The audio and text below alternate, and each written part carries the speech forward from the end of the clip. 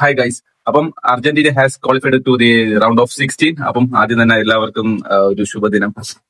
എഴുന്നേറ്റപ്പം കുറച്ച് ലേറ്റ് ആയി. കാര്യം വെച്ചാൽ 3:30 തുടങ്ങിയ കളിയാണ്. 6 മണിയൊക്കെ കഴിഞ്ഞു കളി ചെയ്യുമ്പോഴത്തേക്ക്. ഇത് എക്സ്ട്രാ ടൈം കൊടുത്തത് അവരെ എല്ലാവരും അടുത്ത്. കാര്യം എന്ന് വെച്ച് കഴിഞ്ഞാൽ മെസ്സി വന്ന ഒരു ഗോൾ അടിച്ച് പിന്നെ തിരിച്ച് ക്യാപ്പുറത്ത് ഒരു ചെറിയ ഐലൻഡിലുള്ള ടീമാണ്. അപ്പൊ അവർ വന്നിട്ട് ഇത്രയും ഈ ഒരു ചാമ്പ്യന്മാരുടെ മുമ്പിൽ ഒന്ന് അത്രയ്ക്കും കിട്ടില്ല പെർഫോമൻസ് ആണ് അവർ ഒന്നും കുറച്ച് കാണാൻ പറ്റില്ല. അവരുടെ ടീമിലുള്ള എല്ലാവരും വണ്ടർഫുൾ ആയിട്ട് കളിച്ചിട്ടുണ്ടായിരുന്നു. അപ്പം എല്ലാ ആരാധകരും പേടിച്ചിരുന്ന ഒരു നിമിഷമായിരുന്നു. ലാസ്റ്റ് നിമിഷം വരും പിന്നെ തിരിച്ച് വീണ്ടും അർജന്റീന ഗോൾ അടിക്കും, ടൈ ആവും. പിന്നെ വീണ്ടും എക്സ്ട്രാ ടൈം കൊടുക്കും, വീണ്ടും തിരിച്ച് ക്യാപ്പുറത്ത് വീണ്ടും അടിക്കുന്നു, അർജന്റീന തിരിച്ചടിക്കുന്നു, വീണ്ടും ടൈ ആവുന്നു. അതേ സെയിം തന്നെ വീണ്ടും എക്സ്ട്രാ ടൈം കൊടുക്കുന്നു, വീണ്ടും അടിക്കുന്നു. ലാസ്റ്റ് ഘട്ടത്തിൽ വന്നപ്പോഴത്തേക്ക് എനിക്ക് തോന്നുന്നു ആ ഒരു 5 മിനിറ്റ് കൂടെ എക്സ്ട്രാ കിട്ടിയിരുന്നുണ്ടെങ്കിൽ ക്യാപ്പുറത്ത് വീണ്ടും അടിച്ച് തിരിച്ച് വീണ്ടും 3-3 എന്നുള്ള രീതിയിലോട്ടാവുമായിരുന്നു.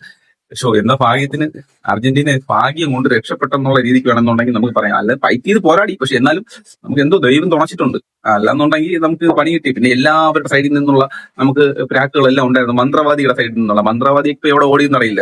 മന്ത്രവാദിയുടെ ഈ കുതന്ത്രത്തിന് പുറകിലൊന്നും പിടിച്ചു കുലുക്കാൻ പറ്റിയ ഒരാളല്ല മെസ്സി എന്നുള്ളത് ഇപ്പൊ എല്ലാവർക്കും മനസ്സിലായിട്ടുണ്ടാവും. അപ്പം എല്ലാവരും സപ്പോർട്ട് ചെയ്യുക. അപ്പൊ നെക്സ്റ്റ് അർജന്റീനയുടെ മാച്ച് വരുന്നത് ജൂലൈ 7 ആണ്, ഈജിപ്തുമായിട്ടാണ്. അപ്പം നിങ്ങൾ എല്ലാവരും നെക്സ്റ്റ് മാച്ച് മസ്റ്റായിട്ട് കാണണം. നമ്മുടെ ഈ കാലഘട്ടത്തിൽ ഇതേപോലത്തെ ഒരു കളി കാണണം എന്നൊക്കെ പറഞ്ഞു കഴിഞ്ഞാൽ എനിക്ക് ഇന്നത്തെ മാച്ച് കണ്ടിട്ട് ഒരു രക്ഷയില്ലാത്ത മാച്ചായി പോയി. ബാക്കിയുള്ള ടീമെ എല്ലാവരും കമ്പയർ ചെയ്യുമ്പോൾ ഈ ചെറിയ ടീം അർജന്റീനയായിട്ട് കട്ടയ്ക്ക് നിന്നിട്ട് ഫൈറ്റ് എന്ന് പറയുമ്പോൾ അവരെ അംഗീകരിക്കും, സപ്പോർട്ട്. ആ ഗോളിയുടെ പെർഫോമൻസ് ആണ്. അപ്പം എല്ലാവരും ഫുൾ ഓൺ കുക്ക് എന്നുള്ള ചാനൽ ഫോളോ ചെയ്യണം. അതേപോലെ ലൈക്ക് ഷെയർ ഒക്കെ ചെയ്തേക്ക്.